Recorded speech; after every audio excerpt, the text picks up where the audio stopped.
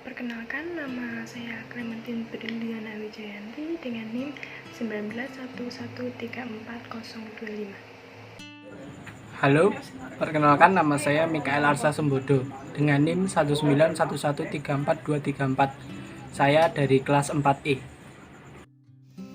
Halo teman-teman, perkenalkan nama saya Margarita Dwitarati Rawismara Devi, NIM 191134135.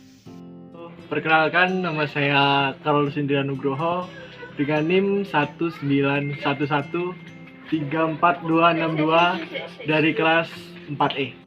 Perkenalkan, nama saya Muhammad Tato Nisan dengan NIM 191134176 kelas E.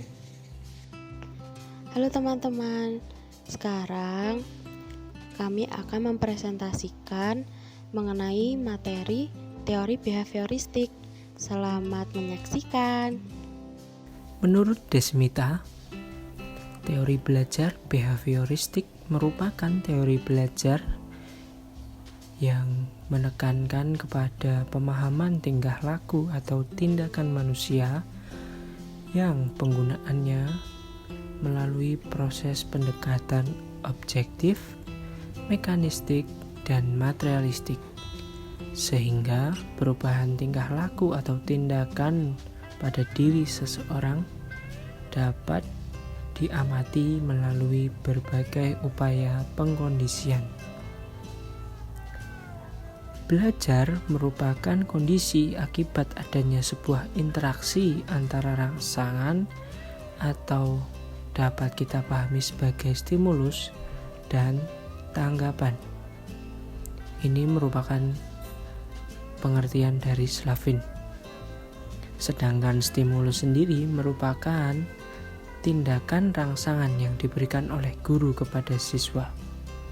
Sedangkan tanggapan siswa terhadap rangsangan adalah hasil yang diberikan oleh guru.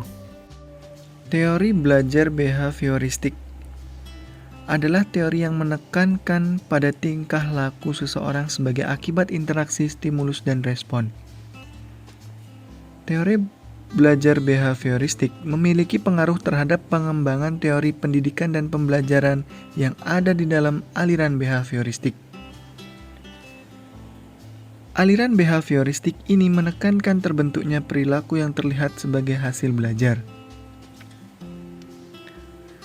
Belajar menurut pandangan teori behavioristik. Teori belajar ini adalah teori yang berkaitan dengan tingkah laku sebagai hasil dari pengalaman. Rushdie dan Holik 2013. Behavioristik merupakan studi yang mempelajari kelakuan manusia. Behavioristik bisa menjelaskan kelakuan manusia dengan seksama dan menyediakan pendidikan yang efektif. Hamalik 2008. Menurut Adriani 2015, teori belajar behavioristik merupakan aliran dalam teori belajar yang sangat menekankan pada perlunya tingkah laku, behavior yang diamati. Di sini saya akan menjelaskan tentang ciri-ciri teori belajar behavioristik. Menurut Ahmadi, dia mengemukakan bahwa teori belajar behavioristik memiliki 3 ciri-ciri. Yang pertama, teori behavioristik mempelajari tindakan maupun tingkah laku manusia berdasarkan kenyataannya. Hal-hal seperti pengalaman batin dan juga gerak-gerak badan akan dikesampingkan. Yang kedua, teori ini mempelajari unsur yang sederhana berupa perbuatan yang dinamakan refleks. Refleks sendiri merupakan suatu perbuatan yang tidak didasari oleh manusia. Yang ketiga, semua orang pada hakikatnya dilahirkan adalah sama. Pendidikan merupakan sesuatu yang dapat diterima oleh semua orang. Kita sebagai manusia hanyalah makhluk yang terus berkembang karena adanya suatu kebiasaan-kebiasaan. Baik, sekarang saya akan menjelaskan mengenai penerapan teori belajar behavioristik dalam proses pembelajaran. Dalam penerapan teori behavioristik ini, kegiatan pembelajaran tergantung pada beberapa komponen seperti tujuan pembelajaran, materi pelajaran, karakteristik siswa, fasilitas pembelajaran, media yang digunakan, lingkungan dan penguatan, menurut Sugandi. Teori belajar behavioristik cenderung mengarahkan siswa untuk berpikir. Dalam perencanaan pembelajarannya, teori belajar behavioristik memandang pengetahuan adalah objektif.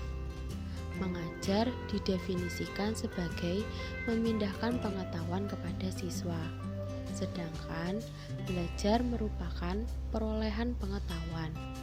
Pada teori ini, apa yang diterangkan guru harus dipahami oleh siswa. Respon baik masukan maupun keluaran merupakan hal yang paling penting dalam teori belajar behavioristik. Menurut salah satu ahli, yaitu Mukinan, terdapat beberapa prinsip sebagai berikut. 1. Teori belajar behavioristik beranggapan bahwa yang dinamakan belajar ialah perubahan tingkah laku. Seseorang dikatakan telah belajar apabila yang bersangkutan dapat menunjukkan perubahan yang signifikan dalam tingkah lakunya. 2. Teori ini beranggapan bahwa yang paling penting dalam belajar adalah adanya stimulus dan respon. Karena dua hal ini dapat diamati, sedangkan yang tidak terdapat stimulus dan respon dianggap tidak penting. 3. Selanjutnya yaitu penguatan. Yang dimaksud penguatan yaitu semua kegiatan yang mampu menguatkan respon. Penguatan respon ini merupakan hal yang terpenting dalam belajar.